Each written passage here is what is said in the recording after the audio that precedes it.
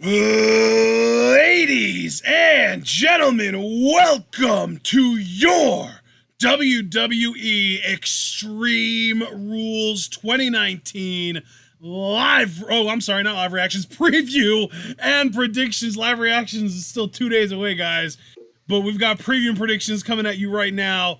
We don't actually know what matches are going to be on the pre-show, and I'm hoping that Black Cesaro doesn't get kicked to the pre-show, but as far as the actual lineup, that seems like the second most likely match to be on the pre-show, unfortunately.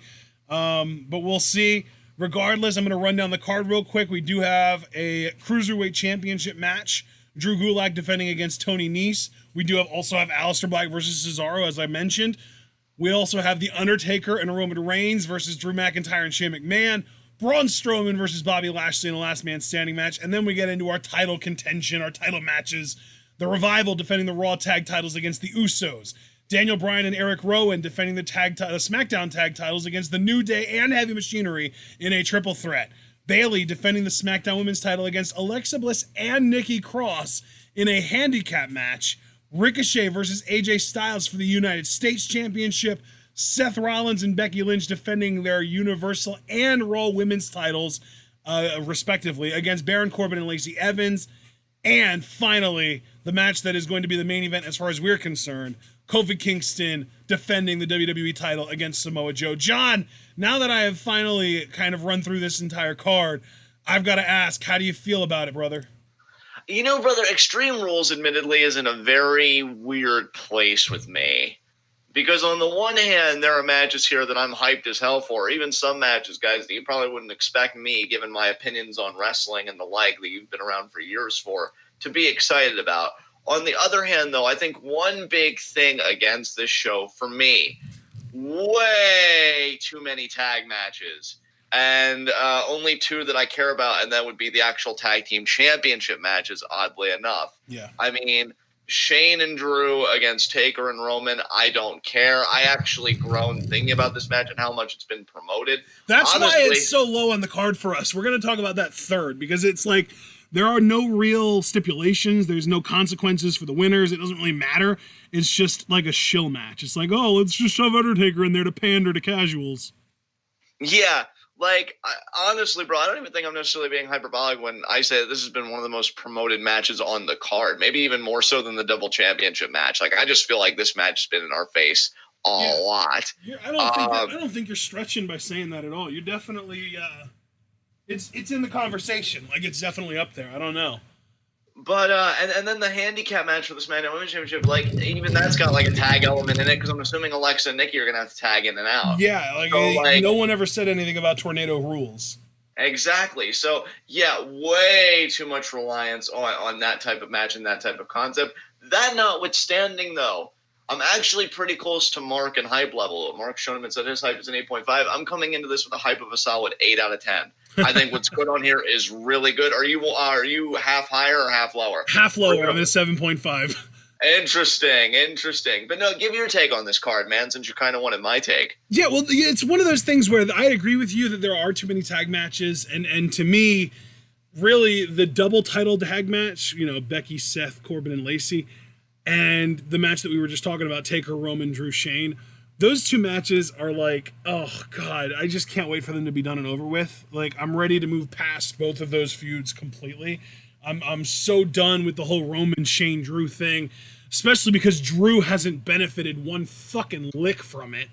And I'm so done with the Seth Corbin thing, and I'm super done with the Becky Lacey thing. And, like, just those three feuds in general, I'm just super over, and I'm ready for them to be done and over with. So I might not necessarily be overly enthusiastic to live react to them, but when they're over, I'll be enthusiastic to move the fuck on. Yeah, dude, I'm right there with you. But again, what's good on this card is really good. And you know what's honestly, so funny? I would argue what's good on this card is pretty much everything else. Like, even Strowman Lashley Last Man Standing, I am kind of stoked for that because of the way they went out a couple weeks ago on Raw. Yeah, oh, dude, absolutely. And you know what? Like, I do have to say, before we go any further, because I know we're about to do our deep dive and talk about these matches, you were right, because you told me that you thought that they were going to really get it together and kind of put it in gear for Extreme Rules, like, after all the Saudi bullshit was dealt with. Yep. And I will say, tentatively, because I cannot say that enough, this card, because what's really good on it, and I'll even agree with you that it is everything else, makes me so hyped for what they could. I really have to use this language here because it's only potentiality, not actuality. What they could do for SummerSlam. SummerSlam could kick ass this year, depending on what they want to do with it. And this card makes me really optimistic that, yeah, you guys have all the pieces. It's just what moves do you want to make? That's why I'm at an 8 out of 10, which honestly I'd say by WWE standards is pretty fucking high. So your 8 out of 10 is maybe like 80% SummerSlam hype, just like getting like hype and like preparing for Summer. I would say just to kind of challenge you on that, I would say maybe it's 30% because I do see some fallout happening for SummerSlam. I just think that on its own, I do agree with you. Again, I got to reiterate that everything else looks really good and fun on this card. Like this just seems like it's going to be a fun wrestling show. So yeah, but I mean, no doubt you are right to kind of, insinuate like SummerSlam hype does inform it, because I do think there's going to be some fallout here, and hopefully it does branch off into some exciting directions for SummerSlam, because I've been saying with G1 underway, AEW with All Out in August, like SummerSlam needs to make its presence felt. And you look at a card like this, you definitely know that they've got all the materials too. So yeah, let's dive into this, man. Let's talk about it. All right, well, we should get into the Cruiserweight Championship match since, we were taking bets on what the most likely match to be on the pre-show would be. This would probably be the far and away odds-on favorite. Drew Gulak defending against Nese. It's really just a rematch from Stomping Grounds, and I think that Gulak is just going to kind of retain so that we can move past this into a different feud for Gulak. Maybe even an Humberto Carrillo feud for Gulak. Yeah, I would have that be the next feud. I mean, ultimately, you already know where I stand. I won Gable versus Gulak for the Cruiserweight title, with Gable going over. That would be really cool, for sure. But Gulak, so excited for him to be Cruiserweight champion. I feel like he's deserved the title for a long time. His reign can't end here. I have nothing against Tony Nese. In fact, I was happy they put the belt on him when they did, because I feel like he was really stepping his game up. But we are in the Gulak era now, and Nese could just do – I mean – Arya Daivari and Oni Lorcan have been having a feud that has nothing to do with the Cruiserweight title. Tony Nese is more than capable of doing the same. That's what he needs to move on to. Gulak for the win. Yeah. All right. Well, and I actually wanted to ask, has Gable been on 205 Live since that initial match against Gallagher? No, and believe me, dude, I've looked. And as far as matches, because I don't know about backstage segments or anything, as far as matches, I have not seen him compete, and believe me, that's been very disappointing to me, because I thought him and Gallagher really tore it up. Yeah, because we kind of stopped seeing him even like taking notes backstage on SmackDown for the last couple of weeks too. I feel like I swear to God, this is this is probably just another scrap gimmick, which makes me really want to face palm, but I won't. And yeah, I just hope we see Gable back on the program soon, because I really felt like he set the world on fire. And then they're like, yeah, that was good, but pass again. All right, up to our second match, and again, I really want this to get main show because Aleister is my boy, and like these guys are gonna tear it up no matter when they go on. But again, if we were taking bets for what the most likely matches to be on the pre-show were, Gulak Nese would be the odds-on favorite, and this would definitely come in second behind that. Black versus Cesaro, I gotta go with Black, man. They've been building him up like crazy, and I mean, Cesaro is kind of hot off that little feud with Ricochet where he kind of went toe-to-toe with him for a while and then eventually lost out. But I think he's going to have to lose again here to Aleister Black. Yeah, you know what, man? I agree with you. Aleister Black's going over. I'm more excited. Like, for me, this match is purely, like, embodies that saying the journey rather than the destination. Because we know the destination is Black goes over. But to me, the match is going to be so much fun. Like, it is going to be some hard-hitting fucking shit. I am here for it, because I get this sense that WWE is kind of like making Cesaro, I don't want to say like a modern day Kurt Angle necessarily, but like when Kurt had that wrestling machine gimmick from I want to say 05 up until when he left. I feel like that's kind of where Cesaro is now. In fact, I think commentary even referred to him as like the professor at one point. So I feel like he's just the guy now that's like going to put on these wrestling clinics and be an absolute machine. And the idea that Cesaro is facing Aleister Black, who I've enjoyed significantly the backstage vignettes, even though I think they cut him off at the right time because I was really ready for him to compete. I mean, it's a perfect storm. I honestly think that this match is a serious contender for match of the night on the Extreme Rules card. Yeah. These guys are going to kill it. If they're smart, and that's why I like how you have this card structured, if they're smart, you will give these guys the opener and you will give them 15 minutes because they will have that crowd so hot for everything else. But Black goes over. To me, there are 4 matches on this show that just kind of scream potential match of the night to me. This is one of them. The 2 tag title matches are the other, or 2 of the other one, and then the U.S. title match. Those are the 4. Yeah, absolutely. And by the way, folks, I'm just going to say, because Ashton did mention SummerSlam hype, I expect Aleister Black versus Orton to be a SummerSlam matchup. Because I just still feel like they've been working the live events together, and I feel like they want to pull the trigger. But I've heard that Randy's been dealing with like an injury, dealing with the neck, but that he doesn't need surgery, and then just kind of taking it easy. So do you think maybe he was originally supposed to be Aleister's opponent here, but the injury caused them to have to kind of... I would not be surprised. And plus, for as much as I don't like Orton, when we look at just the stature of names and the credibility... Orton Black is a SummerSlam match if you go by just names alone and what that rub will mean for his career. I was even going to say, if you hear them say, Black Mass out of nowhere, you'll know they're building to the Orton match. Yeah, for sure. And again, I think I've even called Orton like the last few years of his career, given that he won his first world title at 24 at the venue. I've called him Mr. SummerSlam the way that Michaels is Mr. WrestleMania, albeit for different reasons, because Orton just always So he would probably beat matches. Aleister at SummerSlam and then lose to him 2 times in a row after that. That is possible. I would hope not, though. I would hope that Black would win, but we'll cross that bridge when we come to it. But he absolutely is going to beat Cesaro here, stake that claim, and then Orton's probably going to feel affronted by it because it's like, oh, God, here's another newcomer coming after my turf, and the 3 most dangerous. I'm not going to do the whole thing, but you know how it goes. You do it so well, but I'm glad that you're saving us time. Yeah, exactly. All right, so... Next matchup. Next up, our third match that we're going to talk about, but will probably be either the main or the semi-main on the actual show. Undertaker and Roman Reigns versus Drew McIntyre and Shane McMahon. Nobody in their right minds gives a single fuck about this match because it's the Undertaker and Roman Reigns. This could be a handicap match without either one of those guys a part of it, and I would still pick that person to win. And here they are together as a team. This is almost as bad as The Rock and John Cena versus Awesome Truth at Survivor Series a few years ago. Yeah. This match, to me, I personally can't stand it. I loathe the very idea of it, but it's happening, and we have to deal with it, and that sucks. As far as a winner, though, it's so easy to just go with Undertaker and Roman Reigns, and I probably will, but I do just want to mention, just to make it, to kind of balance the scales a little bit, that apparently Taker personally asked to work with Drew. And I even heard they may do a one-on-one SummerSlam match together, although that could come or go with Undertaker being as old as he is in the condition that he's in. If they do a one-on-one match, Drew absolutely needs to go over, and I would almost argue that Drew and Shane kind of would need to go over here, to even necessitate a rematch of any kind.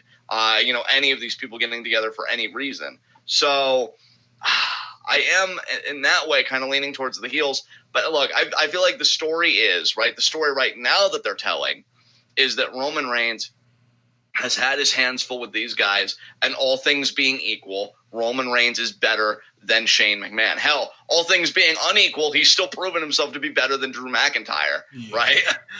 So I think focusing on that story and treating Taker Drew as a separate story, which could branch off into SummerSlam, I am going to say that Undertaker and Roman Reigns, that WWE has called graveyard dogs and selling T-shirts, I do believe that team will go over Drew McIntyre and Shane McMahon. What are your thoughts? Oh, God. I mean, I already kind of said that I think it's pretty lopsided, and you even mentioned, I want to balance the scales a little bit, which immediately, you're even agreeing that the scales are fucking tipped in one direction. So, yeah. As much as I would love to be this is all just part of the grand narrative to set up for Taker versus Drew, they're gonna find a way to do it without having Roman lose a match. Like, Roman's gonna fucking win, and they'll just find a way to do Drew versus Taker without needing them to, without needing Drew to be a threat to Taker in the first place. They just do that all the time. Yeah. So I'm in Taker and Roman just because, of course, it's Taker and Roman. Why would they not win? Right. So, next up, though, I feel like we kind of got over one of the worst, really, I would argue the worst match on this card. Oh, yeah. So let's get into one of the more interesting matches. Now, not one that I would say is going to be a match of the night contender, but definitely something with some steam behind it. Braun Strowman versus Bobby Lashley, last man standing. Yeah, I actually like their Falls Count Anywhere match more than I thought I would. I mean, seeing Braun Strowman actually do a senton and stuff was pretty cool. Because that was cool. I actually remember seeing that on the outside. That was cool as hell. Yeah, I'm not used to him doing moves like that, so it definitely got me to pop. And I gotta be truthful. Look, what I love about TwitWow, we're a lot like wrestling in a way. Because if you watch us long enough, you'll see like us undergo a metamorphosis of like certain opinions about certain workers. Like, I think we both hated The Miz when we started this, and now we're at a point today where I actually think they should be treating The Miz a lot better than what they are, and I know you like The Miz too. I've actually enjoyed Bobby Lashley here. Like, when he came back, I was mad on him, but something about his heel work lately with Braun, I've been digging it. I'm into it. So I feel like, yeah, this is a match where you have these guys do what they're best at, the big spots, the being monsters, this and that, causing a lot of fucking damage, which a last man standing. Yeah, I was gonna say that's gonna be the interesting thing about this match is the big man power spots they have set up for it. Yeah, I completely agree with you, dude. They need to do that because I feel like they did that for the Falls Count Anywhere matchup, and that's what made it work. Yeah. So I really want to see these guys get crazy. I do think Braun Strowman's going to win. I've been hearing, again, going back to the rumor mill again, I've been hearing that Braun Strowman's going to get a renewed push. I think Braun's a great act. I think Braun's a great attraction. I wish I cared more, and I feel like I would have cared more had they capitalized at the right time. I still think one of the worst career moves they made for this man was having him not beat Brock at No Mercy a few years ago, because he should have done it, and he should have been Universal Champion. We should be calling him a former Universal Champion. But if they're going to try and rehabilitate him again, maybe this is the time they take it all the way. Who even fucking knows? But I do think Braun's going to get the win, and whatever he does next, I got to throw my hands up because I honestly don't even know. But this should be a fun matchup. They finally decide to take it all the way and push Braun to the Universal title. Dun, dun, dun, dun, dun, cash in. They'll do it, too. I know. Just imagine Braun finally wins the Universal title as a babyface, and everyone's losing their minds, and then you hear Brock's theme. Yeah, dude. I hate that you're right, but you are. I totally am in this case. Yeah. All right, let's move on to our first tag team championship match and the second of what I called 4 potential match of the night candidates here. The Revival versus the Usos for the Raw tag titles. I mean, you can't go wrong here, right? No, you really can't. I actually want you to go first on this one because I'm actually kind of struggling with this because I could see a case both for a retention and a title change. So where do you sit with that? I feel you on that. I definitely feel the same way. But here's my thing. I'm actually going to be picking the Usos here to win because I think that we're going to get a rematch at possibly even SummerSlam. Maybe they'll just do the rematch on Raw. It wouldn't surprise me, but I am picking the Usos to win because I think that the end game here is Usos War Raiders or Viking Raiders. Yeah. Got to keep in the back of our minds, like, oh yeah, the Viking Raiders on the main roster are heels, so they're not going to go and beat the Revival. Yeah, and you know what? The moment I handed the baton off to you, I was even thinking in my head of what I was going to say, and I did think about Viking Raiders as well, so you can count me as 100% agreeing with you. I'm actually going to go with a title change here and say that the Usos will be your Raw Tag Team Champions, and then they'll do Viking Raiders, and I hope the promos aren't cringe, but I think Usos, even when they're giving cringy material... Yeah, I was going to say, in other words, you hope the Usos are allowed to be themselves and they don't have to cut shitty scripted garbage. Yeah, I know. Like, I'm already cringing thinking about the writer nicknames. It'll be come up with for fucking Eric and Ivar, which already, like, I hate it. But, yeah, Eric and Ivar might as well be the shitty scripted nicknames that they gave Hanson and Rowe. Yeah, exactly. Ooh. So, yeah, it should be an interesting, actually really good tag team matchup, because we know how the Revival works, and Usos are just fire. Yeah. And, I hope the Usos are allowed to cut a promo on the way to the ring, too. Oh, yeah, dude, totally. So I feel like that's when they do their best work, is when they're allowed to just kind of go out there and freestyle, you know? Yeah, absolutely, man. I completely agree with you. All right. I like Foster's idea, too. He said Revival retain, but it won't end there. I would be cool if we could get a triple threat Revival, Usos, Viking Raiders at SummerSlam. That'd be crazy amazing. Yeah, it would be. That'd be nuts. That would almost mirror the SmackDown tag titles that we're going to be talking about here next, in the sense that, like, you have, you know, Bryan and Rowan kind of represented by the Revival, New Day kind of represented by the Usos, considering those teams go as far back as they do, and then Heavy Machinery, well, you've got the big guys, Viking Raiders, so it's kind of similar to the SmackDown tag titles we're getting here, only it would be on SummerSlam, and it would be for the Raw tag titles. Yeah, exactly. No, that idea definitely sounds appealing to me, and we'll see where they go with it. Because I honestly, think so much. I picked the Usos, and I'm going to stick with that pick just because I don't know. I don't have enough of an expectation for WWE to do cool shit. But I would almost prefer if the Revival would retain, just so that we could get that triple threat. That would be cool as hell. Yeah, absolutely, bro. Absolutely. All right, so we're both picking the Usos and kind of locking that in then? Yeah, for sure. All right, let's get to our sixth match, the other tag team championship match. Bryan and Rowan defending against the New Day and Heavy Machinery in a triple threat. Man, I got to tell you, you know what? Actually, you said you were having trouble with the last one. I'm having trouble with this one, so you get to go first.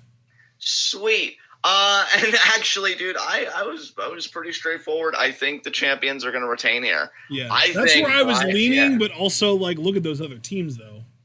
Oh, for sure. Dude, I think what disappoints me, again, because I really wanted Heavy Machinery versus Bryan and Rowan, just in a standard tag team rematch for this show, and I'd still be open to it. Like, if that's what we got at SummerSlam, I wouldn't even bemoan it, despite them getting a match here. I just felt like their chemistry was great at Stomping Grounds, and Bryan and Otis especially, their chemistry, I wanted more of it, a lot more. Yeah, you know what is really weird about this card, though, is that this is literally the only... Well, I guess this and the Strowman-Lashley match.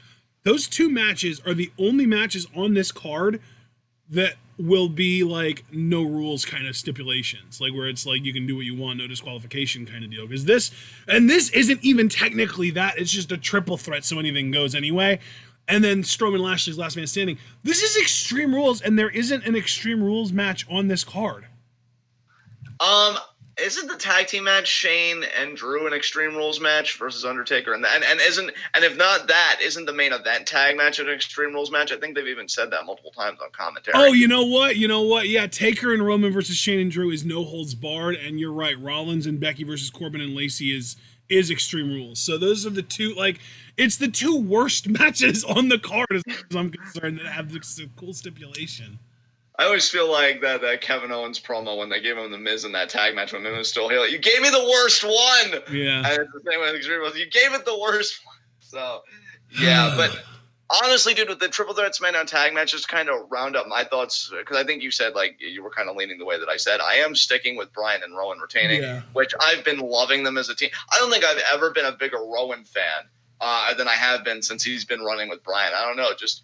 I feel like there's just something different about him. I just really like what he's been bringing to the table. And Bryan, to me, is the best wrestler in the world right now. Yeah, I was going to say, Rowan is basically the Diesel to Bryan's Shawn Michaels. Like, he doesn't really have to do or say anything. He's just big and intimidating. And he's like, he's competent in the ring. That's the thing that I'll give him. But I would have said that about Kevin Nash 25 years ago, too. Absolutely. I think the only other argument you can make, dude, again, just trying to balance the scales as I like to do on preview predictions, because it can't be that easy, right? Would be New Day winning the tag titles, because I do find it interesting, the potential of New Day kind of having both the tag titles and the world title at the same time. But I just don't know if SmackDown shares that vision, especially because they are a babyface faction. Yeah. And I think such a milestone is usually meant for more heel factions. So... Just putting that out there as just an alternative. Yeah, that's fair. I think I'm going to just sign on and say, yeah, I agree. Bryan and Rowan retain, and that's kind of a combination of like not knowing what else to do with the titles and wishful thinking at the same time. Yeah, totally understandable, man. All right, I guess we can move on then to our 7th match and our first women's match. Excuse me. Bayley defending the SmackDown Women's title against Alexa Bliss and Nikki Cross in a handicap match. From what I understand, Bliss has been kept off television, and this is going to be a handicap match because Bliss has had a really bad sinus infection. Yeah, she's been really sick. God, I swear, like I if she's missing TV, it's obviously like a legitimate, serious thing. But like the Alexa Bliss character, this is so in character for her, and I just imagine fucking Gretchen from Mean Girls being like, "Sorry, I can't come to work today. I'm sick." Yeah, exactly, man. Exactly. Oh my god. And I know, like, obviously the performer herself is who's sick, not the character, and she's a genuinely real person who's actually sick, and I shouldn't feel that way. But the character is just so steeped into my brain that I can't get that image out of it. Which, again, to me, I totally understand that. Yeah, dude, this storyline is so weird to me because, again, I'll be truthful. This storyline has actually made me a bigger Nikki Cross fan because they've toned down the crazy. I do wish she was a bit more intelligent, admittedly, like in the writing. Like that's my thing too. Is like she's not necessarily like this over the top, wacky, crazy character anymore, but now she's like a fucking internet stan for Alexa Bliss. Yeah. That was the perfect descriptor, dude. A fucking internet stan, because it's just like totally shuts down to any criticism. No, you're wrong. She's the best in the world. She's my best friend, you guys. When we win the title together, we're gonna share. We're gonna be co-champions. Honestly, like, and see, I hate to be that guy, but dude, this is why I swear, it's like, I'm sorry. You know what? I had a thought, but I can keep it. You go ahead. What were you going to say? No, are you sure? No, finish your thought, man. Then I'll go. I was just going to say, like, no matter what happens, I think this is going to be the show that Bliss breaks up with Nikki on, because either they're going to lose and she's going to blame Nikki, or they're going to win and she's going to shove Nikki to the side because she finally got what she wanted the whole time. And see, dude, like, okay, I'm about to say something that's going to make me sound like a real asshole. What else is new on this podcast, right? But, like, this is why I wish that promotions like Lucha Underground were still active and had the resources that a WWE does, because, like, if they had a storyline like this, I guarantee you, if I know Lucha Underground like I think I do, they would have used this to look at, like, abusive and toxic relationships in the form of a friendship. Because just the way Nikki even said, like, trying to convince herself, and when we win, Alexa said, we'll be co-champions. Like, you could do so much with that, like this gaslighting and this. No, Nikki, no, it's not me. Everybody else is the problem, and yet, like, they're kind of doing that. But, like, Nikki Cross, and see, this is the only exciting thing about this storyline, but it's in the worst promotion possible to me, because we know Nikki's old character, and we thought it was obnoxious. But just imagine, you get lied to. You get told, like, your reality is being, like, manipulated by this person that's using you for their interests. They make you false promises, all this stuff. And then when it all comes to light, she snaps. And, like, if it was Lucha Underground writing, dude, you have no idea how I'd be salivating over this shit. Because that would be such amazing social commentary wrapped up in a glorious wrestling package. And turned up to an 11, I might add. Of course. Like, it would be nuts. The problem is, and again, this isn't me trying to be like, WWE sucks, everything they do is awful. But no, like, you know they're not going to go that route. In fact, if anything, and this is what worries me, there's a very good possibility that Alexa Bliss, when this branches off into a Nikki Cross-Alexa feud, that Alexa will win the feud. Oh, yeah. Which is hella messed up when you think about the subtext of everything going on here. But anyway, I feel like I got off message, and I apologize. But I did want to point out, dude, don't apologize. Keep going. Dig deeper. I want to know what you have to say about everything. But yeah, like, no, I just wanted to, again, I don't know what's gotten into me. Like, I'm not trying to defend the company or anything. It does, mind you. I'm just looking more like that there is some promise in a lot of these storylines. I just think, again, the promise exceeds the writing ability at the moment. And actually, I shouldn't even say the writing ability. The promise exceeds the mindset of Vince right now, because he gets the final say on everything. Who knows? Maybe there are writers in there that had the same thought I did. Like, oh man, we can use this template of a friendship to explore the really negative and unhealthy dynamics of toxic relationships. And then Nikki's going to redeem herself and find her self-worth and self-respect. And it's going to be this really inspirational storyline. And then it's going to be like, empowered women. What the fuck is that? And, it's like, no. And it's like, no, we're going to have Alexa go over because she's the hotter one, damn it. Who would you put on a magazine cover? And it's just going to be the same old bullshit. And it's so sad because I feel like this storyline's been a really good thing for Nikki Cross. I just don't want it to be a really bad thing in the end for Nikki Cross. And really, to talk about what we should be talking about, I do think Bayley's going to retain, but please, for the love of fuck, because apparently, Nikki is a SmackDown superstar, although you'd forget with how this fucking wild card rule would. Yeah, dude, I legitimately, I think I listened to something either today or yesterday that was wrestling related, where they said that it was two SmackDown superstars or two Raw superstars showing up on SmackDown every week, referring to specifically Alexa and Nikki. So, like, there are genuinely people who watch this shit every single week who don't even realize that Nikki is supposed to be a SmackDown superstar. Exactly. So, if this branched off into Nikki and Bayley, I'd be cool with that. I just want, and we've talked about it before, so I don't want to beat that dead horse, but the division is so good, and it's so loaded. Use that shit. I'm begging you. And I'm going to have even more to say about that with the Becky front, but that's the main event. We'll get to that later. So, yeah, actually, it's kind of the semi-main in our discussion. But either way, Bayley's going to retain here, probably with help from Carmella at some point, because she's associated with these people. And Nikki's even teased, oh, go find some friends, which I fell for it for like a few seconds. And then talking with you and really looking at things, it's like, no. This isn't for a Sasha return. I fucking wish, but no, it's going to be Carmella. And hopefully, for all you Sasha fans out there, of which I count us among them, it's only because Sasha may be returning for something better or just going to Stardom. I don't know. So, Bayley to retain the championship. Yeah, I agree. Bayley's going to retain, and hopefully we get some... someone decent as far as their next opponent goes, although it's probably just going to be fucking Charlotte again. God damn it. Yeah, let's move on to our 8th match before we get too depressed about the overexposure of Charlotte, who is off TV for months. This is becoming like a yearly thing with her, isn't it? Because she was off TV between WrestleMania and like a month before SummerSlam last year too, and she immediately got dropped into the main event scene, and that's why everyone was so pissed off about Becky losing the title at SummerSlam, or Becky not winning the title, I should say, at SummerSlam, and that whole thing with the triple threat and all that garbage too. This exact thing happened last year where they took Charlotte off TV from like April through July, and then they plopped her into the main event scene and put her in the title match at SummerSlam, and people hated it, and they're gonna hate it again, only this time it's okay because she's a heel, you guys.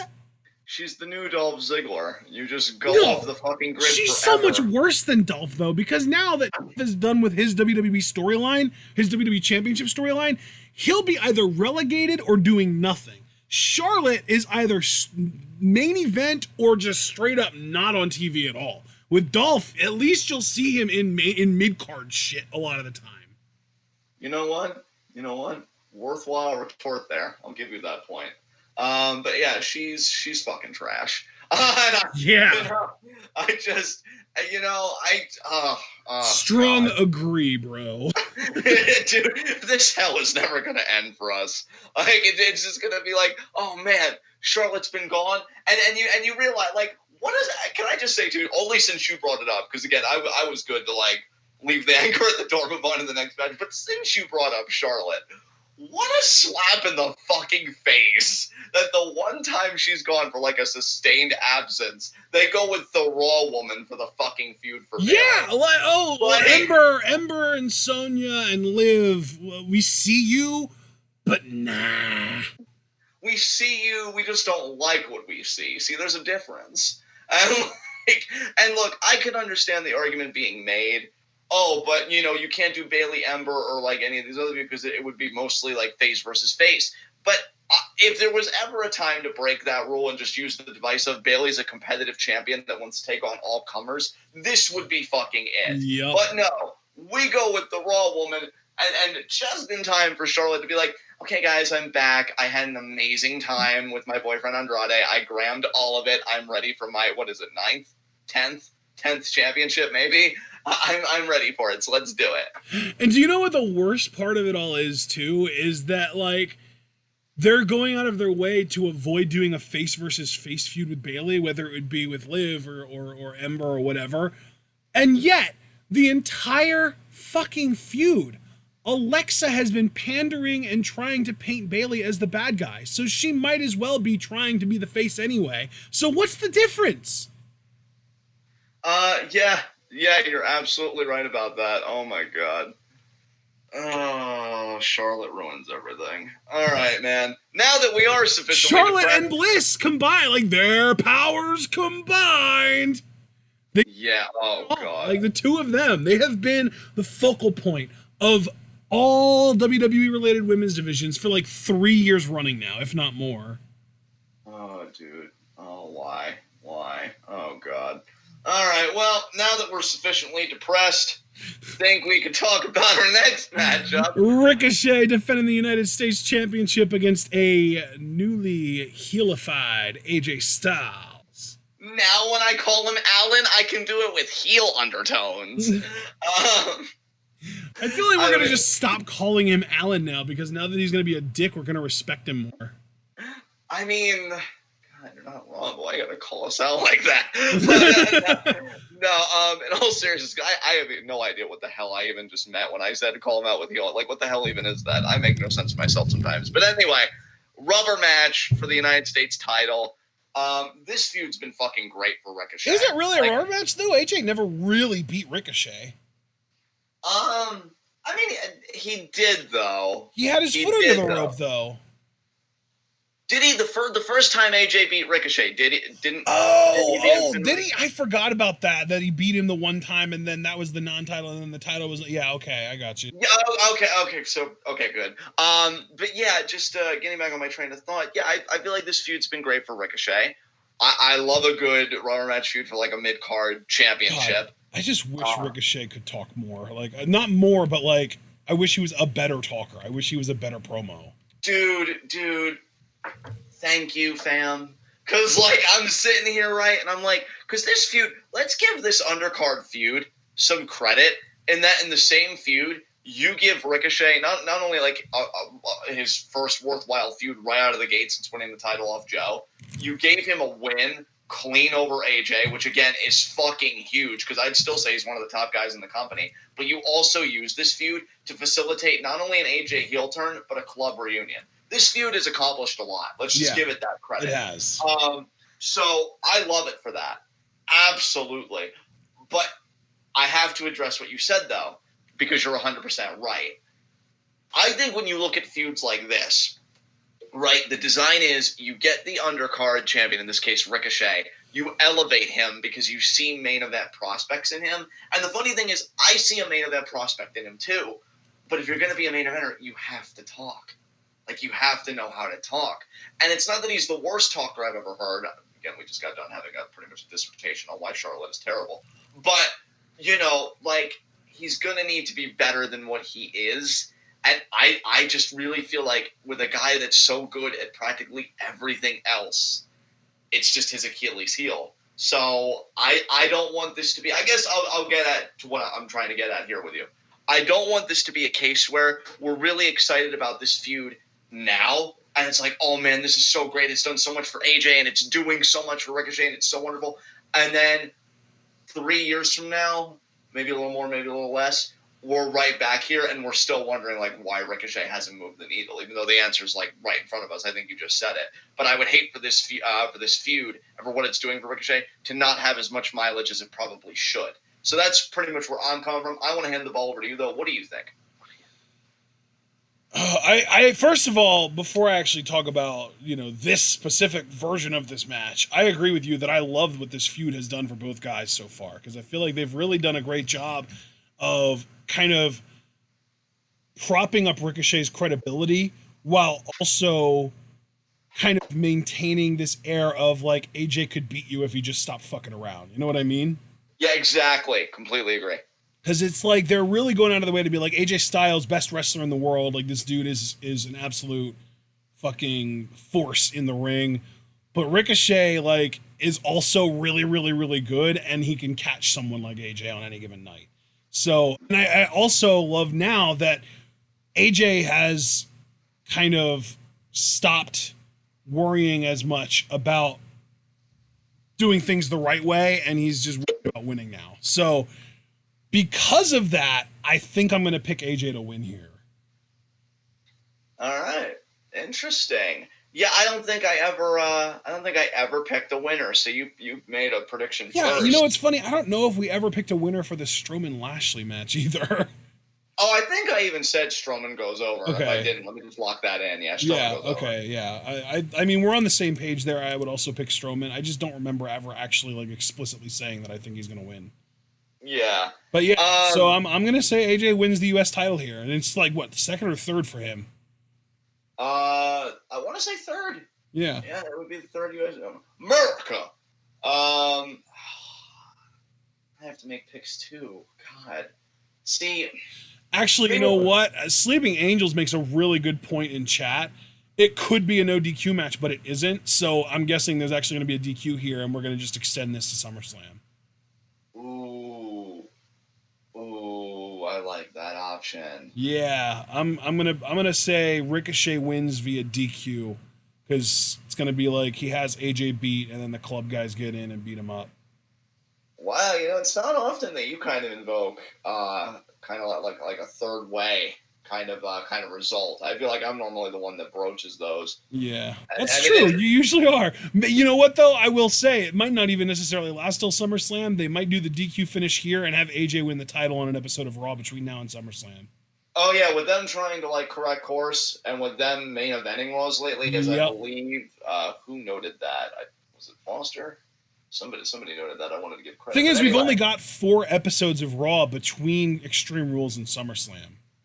Yeah, that's true. And it was Chiefin that made that point. So thank you, Chiefin. Also seeing some new people in chat. Very cool. So yeah, I gotta make a choice, and this is why preview prediction sucks for my gimmick. I always like giving the aura that I'm better and smarter than everyone else, but I get so exposed when I make these predictions. You don't know shit.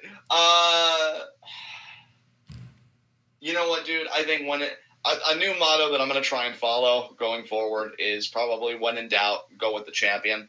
So I'll just go with Ricochet retaining. Okay. That makes sense. That's pretty much the safest pick you could make, and I think that I'm going to sign on to that too. Yeah, I agree.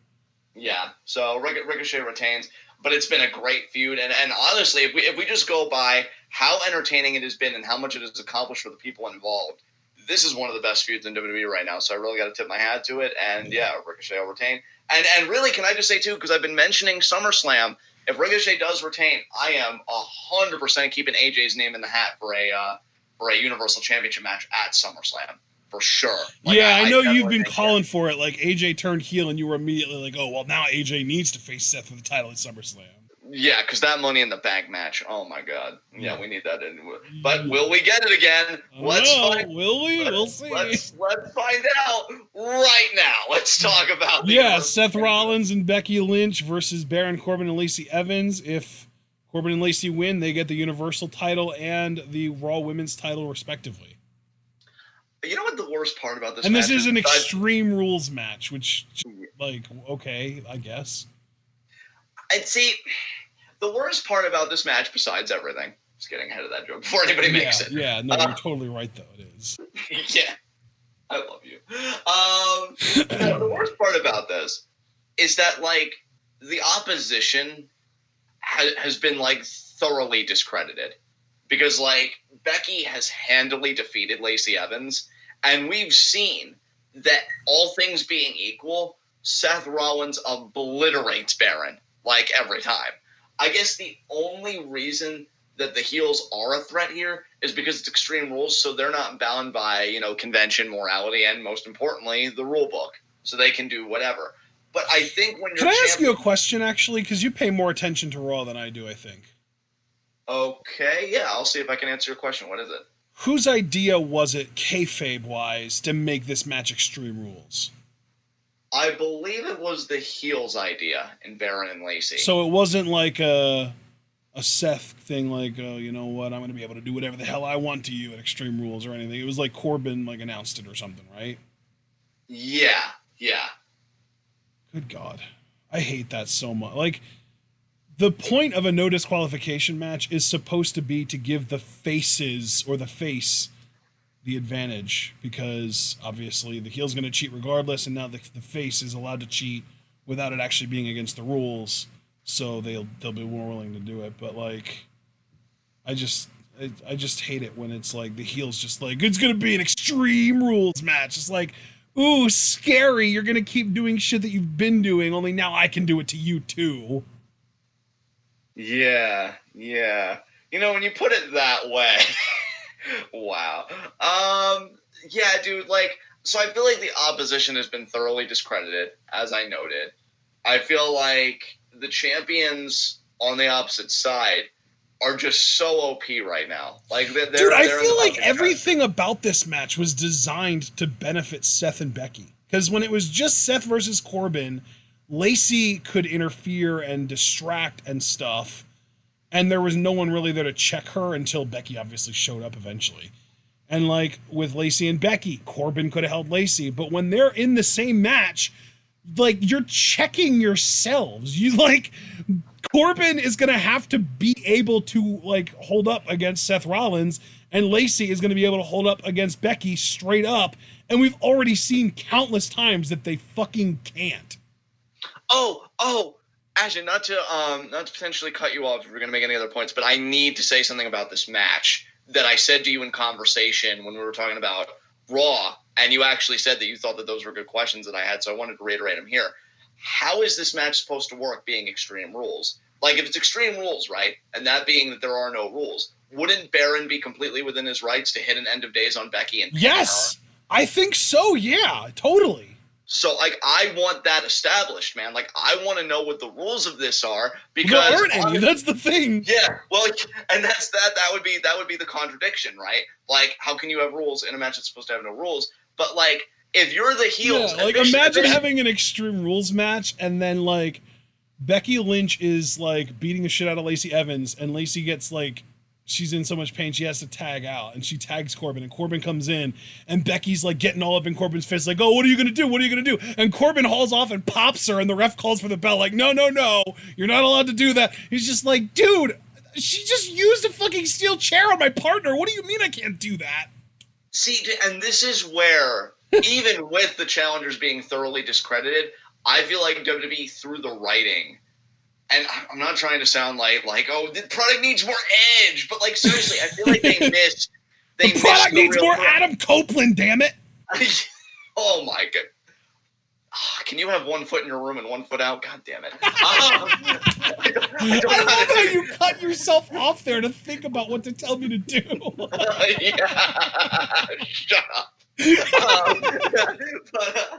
no, you're so lucky. You're adorable. But no, like, I hope you get what I mean when I say, like, I feel like the writing really missed the threat, because imagine, right, if we had I'll even say the word edgier product, and you had a scene where maybe Corbin hits Becky in the back with a steel chair and hits her with end of days, and then it dawns on Seth, oh my god, not only is the person I love, like, have they been laid out, but this is going to be legal in the main event we have, and she could get pinned by Corbin. They do the intergender stuff. Hell, you did it with Mike and Maria when Becky tapped out Mike. I mean, I know that was more about humiliating Mike than any actual concept, but still, like, I feel like if you would have written it where anybody can pin anybody, you would have had a great babyface moment, because Lacey gets legitimate heat, or the crowd probably would have wanted Seth to curb stomp her, and then you'd have the despair of, oh my god, Baron hit end of days on Becky. What are we going to do? But it doesn't seem like that's the angle here.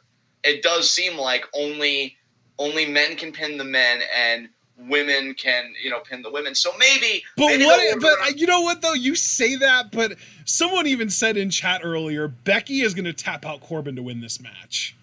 Oh, I believe it. I actually believe it with how much momentum and everything she has. Yeah, Would not be surprised. Yeah. At all.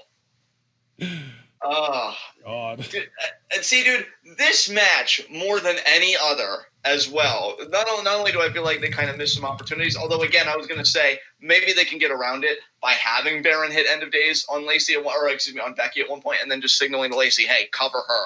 I did the damage, but you legally have to make the pin." Yeah. I just hope they take advantage of stuff like that, because if not, I mean, it would be kind of funny if it went the other way around. If like Becky did something to Corbin and then told Seth to pin him. And then Seth's like, "Yes, dear," and just goes for the pin. But, this match, more than any other, if I'm truthful, like, honestly, I think this is the second worst match behind the other tag match, truthfully, because it's just you don't have, when they're white hot right now, you don't take the belts off champions as white hot as Becky and Seth are right now. You just don't do it. And this match, to me, more than any other, exemplifies looking beyond Extreme Rules to SummerSlam, because I want Becky Sasha. And right now, at this moment, I want Seth versus heel AJ. I have no idea, and I will give SummerSlam this credit or discredit, depending on how the chips fall. I have no idea what the world titles are going to be. Like, I had some semblance of an idea a while back, or at least a fantasy. That's completely dissipated. I don't know what WWE wants to do. So that's going to remain to be seen. But that is the one thing the faces did. The heels got to pick the stipulation of Extreme Rules, but Becky and Seth said, which I wish commentary would have emphasized this a bit more, that, if they lose, that's it. They're done. So we'll know that Baron and Lacey are out of the title picture, and they're going to have to move on to secondary feuds, which for Lacey could actually be exciting territory. So we'll see. Dude, I just realized, I think you're 100% right. I think Ricochet and Seth are just going to switch opponents. I think at SummerSlam, it's going to be Corbin versus Ricochet and Seth versus heel AJ. Ooh, dude. I kind of want didn't AJ Corbin beat Ricochet in like the Road to WrestleMania or something? I feel like the Road to Money in the Bank he did. Yeah. The Road to Money in the Bank. Before Ricochet won the U.S. title, though, Corbin beat him, and they haven't had a match since Ricochet won the title, I don't think. Yeah, I think you're right about that. Yeah. So yeah, that's totally going to happen. That's what's going to be. I mean, we're all in agreement here. Seth and Becky are obviously retaining. But I do think you're right, though. I think that Seth is going to have his next opponent's going to be AJ, and Corbin is going to be Ricochet's next challenger. I think that's exactly what's going to happen. They're literally just going to do a switch.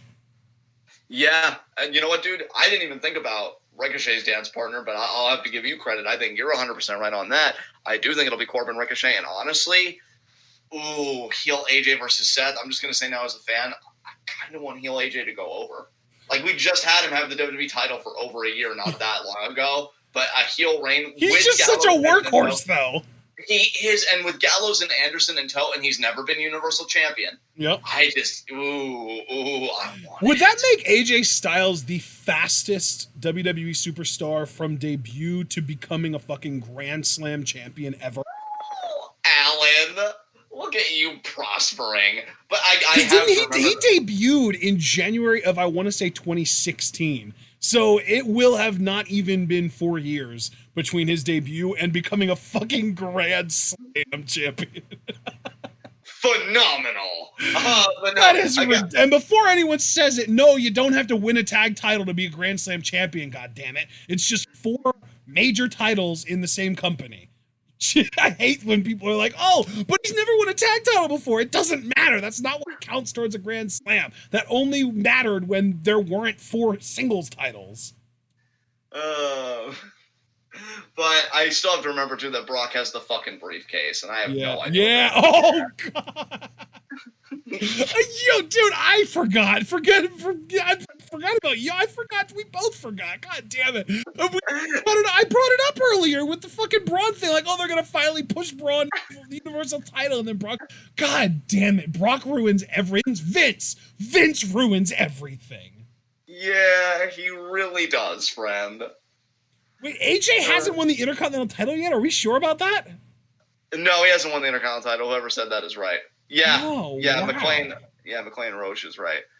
He's only going to be potentially a 3-time U.S. champion. He's already won the U.S. title regardless. Well, we know he's had the U.S. title a couple times in the WWE title. I thought he held the IC title already. That was my mistake. Nah. God damn. Well. Oh, I thought this is still the thing. He did mention IC, but he also mentioned tag titles after your whole thing. Oh, God. All right. Let's move on to the main event. Oh, hypothesis. He's still trying to say I'm wrong. No, it is 4 major recognized titles, meaning like the European title and the hardcore title don't fucking count, but like the main mid-card title and the main event title on both shows count, as well as the tag titles.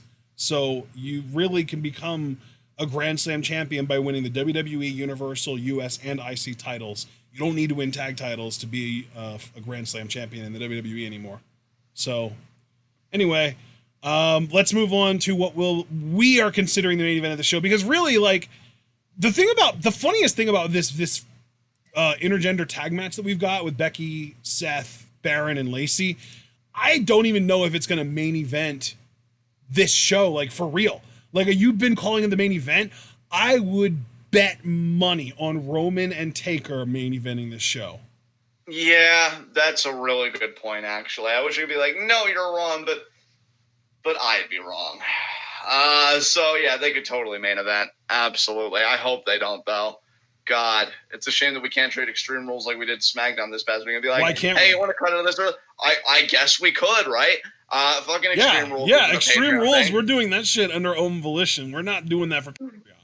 Yeah, dude, I'll tell you what, because we're doing it on our own volition, if that tag match is the main event, I'm going to want to cut out early. I really am not going to want to react to that. I do not give a single fuck about that match. No. So, yeah. Sunday's going to be so interesting. It's going to be like 10:30, and they're going to be like, well, guys, get ready for this big champion, or this big non-title match that we have been promoting our asses off because the Undertaker's in it. And we're just going to be like, ladies and gentlemen, we hope that you enjoyed. We'll see you on Tuesday.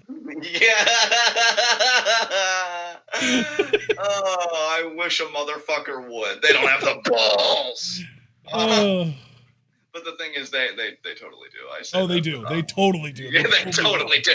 I don't know why. Honestly, I do this. it would genuinely take balls, because like I feel like there are a lot of people like us who just don't care about that match because there are no title implications, and we're all just kind of sick of Undertaker showing up for no reason, and there are a lot of people that are still sick of Roman even despite the cancer thing, and like we are not alone on this. Trust me. Yeah.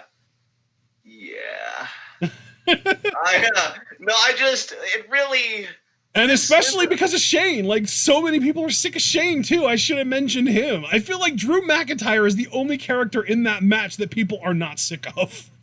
Yeah, this Extreme Rules preview predictions has been very illuminating to me. I've learned about myself that I feel very assertive at the worst times. Like, I just told them pretty much to have the balls to put Roman Reigns in the main event. As if that hasn't been the fucking precedent. The status quo, right? Yeah. Like, have the balls to do what you've already been doing. Wait, what? Nothing? So, yeah, I need to pick better hills to die on. Oh, that's not a good look, Chief. But, God, you'd really feel like, too, after everything they went through with him, that they would do better. But that tag match, man, if that main event ends. I fucking love Alex Foster's comment. John's laugh sounded like it had happiness and sadness in it at the same time. Yeah, it really did. And that's because it actually did. I gotta suck it in. All right. My god. Let's talk about the match. Let's talk about our main event. Let's talk about the match that isn't a clusterfuck. That's for, I think, what you could argue is the most prestigious championship in the company right now, the WWE title. Kofi Kingston defending against Samoa Joe. I'm gonna rip the Band-Aid off, man. I think Joe's winning this thing. I'm picking Joe. Don't do that to me. I'm doing it. Don't do that. I'm picking Joe to win. Why? Don't. Because he's dropping the title to Roman at WrestleMania.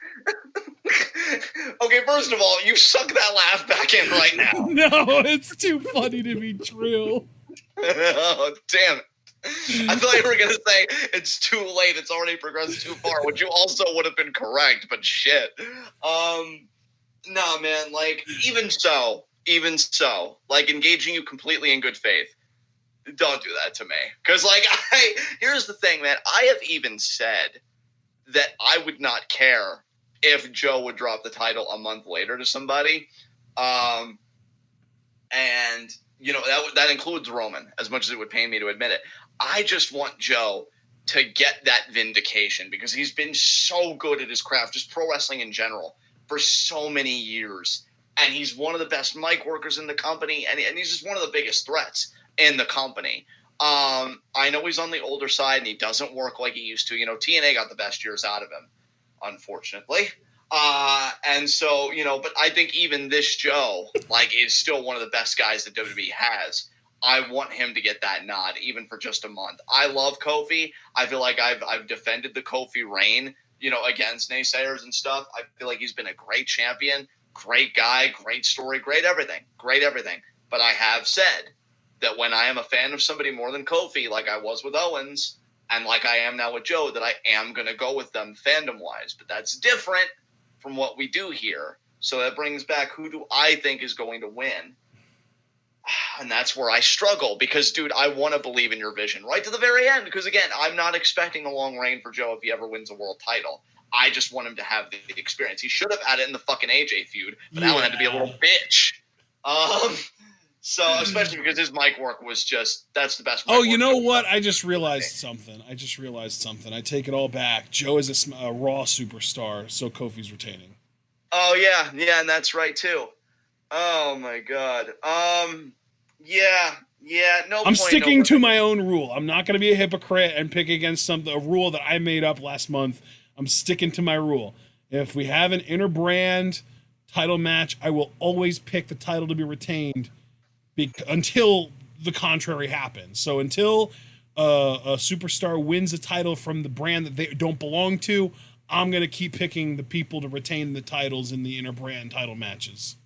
I gotta tell you, Foster, your internal struggle is a fucking mood. Because, I am right there with you, man. So, yeah, I'm going to just kind of let my own rule make my decision for me and just pick Kofi to retain.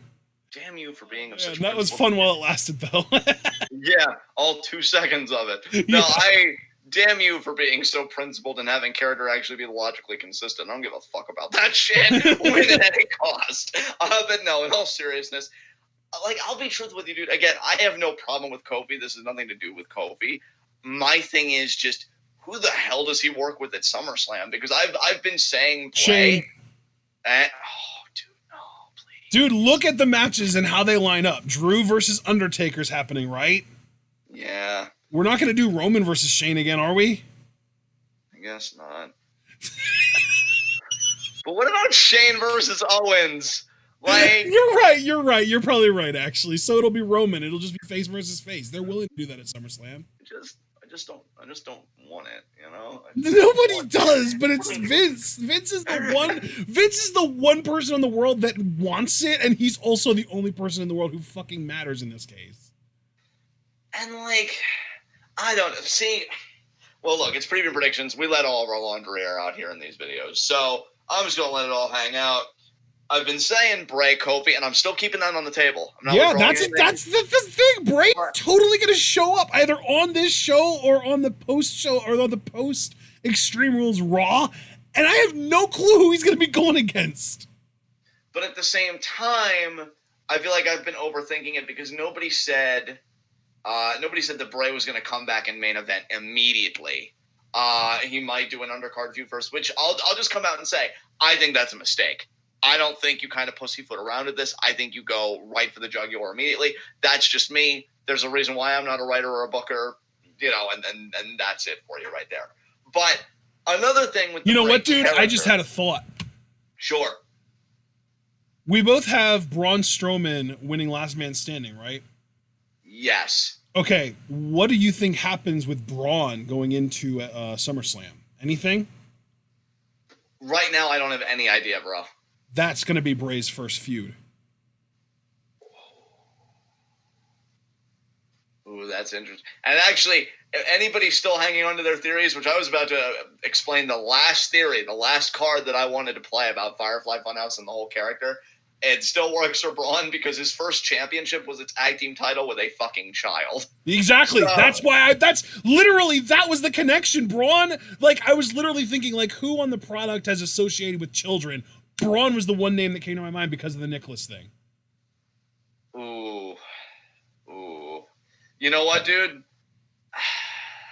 We'll go with it for right now. I don't fucking know what WWE, and that's not even to bash the company. Like, I just genuinely do not know what they want to do with Bray. And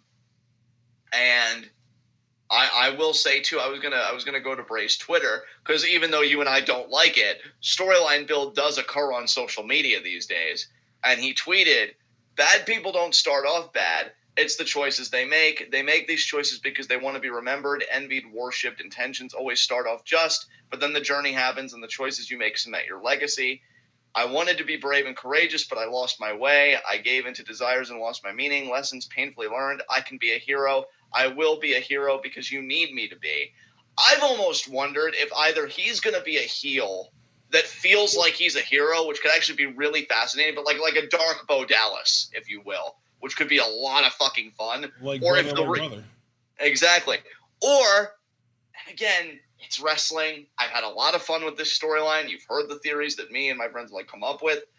The last bullet in my chamber for crazy fucking theories, all the people he's been tailing are baby faces, and Bryan was a heel, but he was at one time the hottest baby face. Maybe he's having his puppets stalk these guys to learn how to be a hero too. Yeah. And maybe in the case of Bryan, like how not to lose your way and what happens when you lose your way.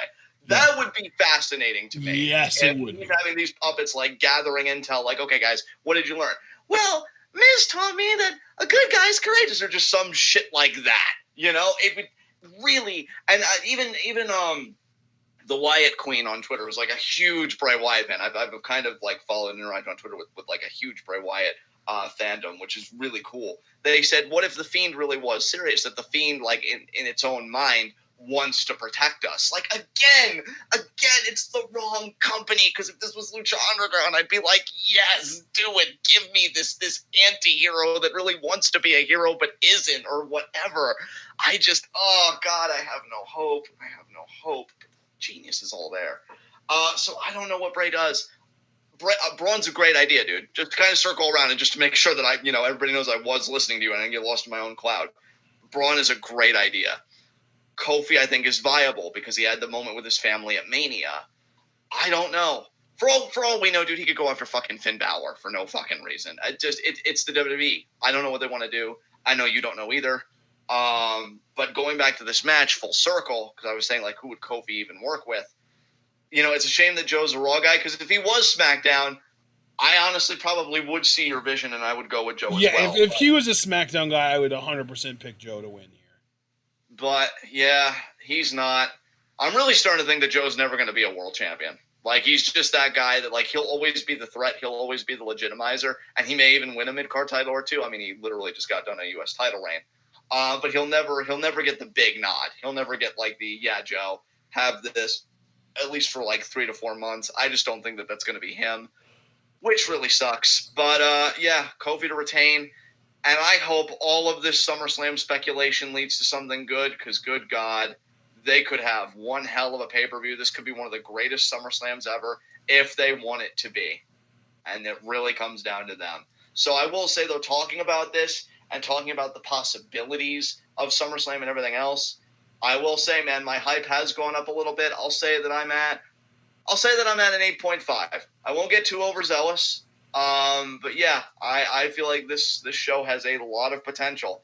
How much of it do you want to fulfill is the question. Yeah, so, and I haven't budged much at all. I'm still at the 7.5, so. All right. Well, I will say, even though I'm still at a 7.5 for this show, my hype for SummerSlam has definitely gone up. So I'm getting very excited for the build to SummerSlam and the show itself, SummerSlam. Yeah. And normally this would be the freeze frame and the outro credits, but since this isn't a sitcom, unfortunately, I will say that we've had a lot of laughs here, a lot of great times, a lot of great predictions, and a lot of heartbreak just when we remember what product we're talking about. But what matters, folks, is the journey. And yeah, I think it's just been a great journey all the way to Extreme Rules, which we will be doing our live reactions to this Sunday. And it'll be a great time. Those live reactions will be beginning at 7 p.m. I probably a little before then. I mean, we do have G1 both tomorrow and on Sunday, but that will be done with that by 6 on both days. And then tomorrow we've got Fight for the Fallen at, I want to say 7:30, but I could be wrong. We'll figure it out tomorrow. And then, yeah, Sunday, if there are matches on the pre-show, we're going to try and react to them because, I mean, they're the only two matches on this card that we're not looking forward to are the two matches that I guarantee won't be on the pre-show. So yeah, we're going to want to react to the pre-show match or matches, however many there are. Yeah, exactly. So yeah, we'll give you all the best Extreme Rules coverage, as you know. Until then, though, we've still got, as Ashton said, Fight for the Fallen and more G1 Climax. God, G1 Climax. So. Dude, day 2 is tomorrow. We get Moxley, yes, and we get Naito. And dude. And Ishii versus Cobb tomorrow, dude.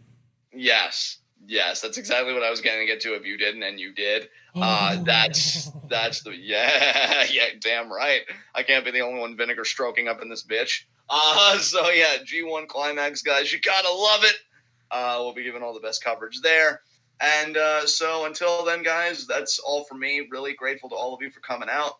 And I'm going to hand it over to Ashton to take us home.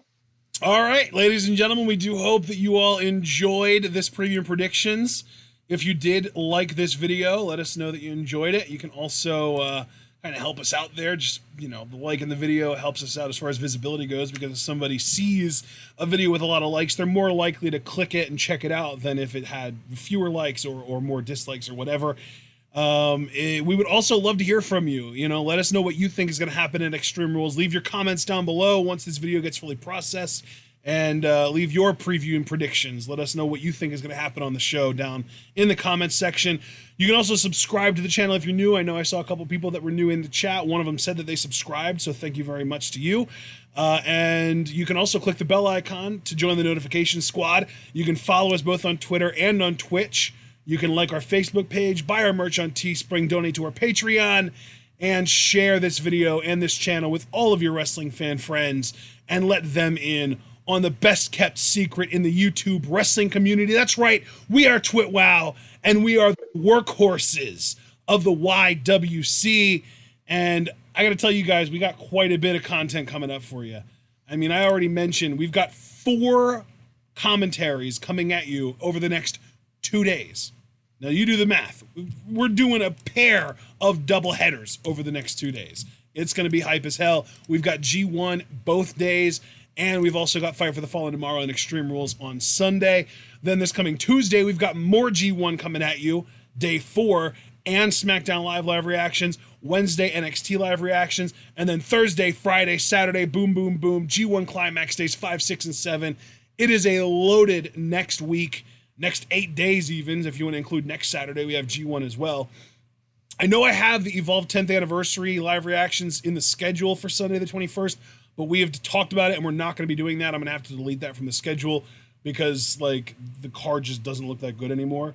The first 2 matches that were announced looked pretty cool and we were intrigued by it, and then there was a Josh Briggs match and we both kind of like Josh Briggs, but then nothing else on the card looks interesting to either one of us, so we're just going to skip that show to all the other. Plus it's fucking scummy because WWE is this is the first time ever that they're going to be using Evolve on the network, and it just so happens to coincide with Fight for the Fallen, which is AEW's goddamn charity show. WWE's already pretty gross for a lot of reasons, but this is down there. This is one of the scummiest things they've done, I would say, since the last Saudi Arabia show, which was last month or something? I don't know. But yeah, so we're not going to be doing that, but we still got a lot of content coming at you guys over the next 8 days. We hope that you all remember to, of course, stay tuned.